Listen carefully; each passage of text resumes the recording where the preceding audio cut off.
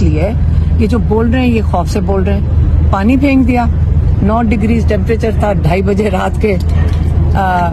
इतना ठंडा नहीं लगा जितना हमें डर लग रहा होगा कि पहले हमने सोचा पानी आएगा बड़ा ठंडा होगा, लेकिन उन्होंने 3 दफा हमारे ऊपर पानी का अटैक किया और फिर हमें समझ आ गई थी थोड़ी, हम भी समझदार हो गए, क्योंकि फिर हमें अगर कोई गली मिलती थी हम उसके अंदर भाग जाते थे, हम फिर निकलते थे, ये फिर पानी फेंकते थे, जाने भी नहीं दे रहे थे। ये नहीं था कि आपको जाने दे रहे हैं, ये किससे कह रहे थे कि जी आप यहाँ बैठे ना, यहाँ घर चले जाए, ये जाने नहीं दे रहे थे। पानी के साथ ये पीछे पीछे आ रहे थे, तो क्या हम एक गली में भाग जाए? जब हम निकलते थे तो वो जैसे नहीं होता शिकारी बाहर बैठा होता है, शिकारी की तरह वो पूरा वो कंटेनर लेकर एजाज SHO गाड़ी में बैठ के पीछे पीछे आ रहा था। जो जिस डायरेक्शन में हम गली में जाते थे ये उधर पानी फेंकते थे। बच्चों के पीछे आए हैं, मेरी बहनों को टारगेट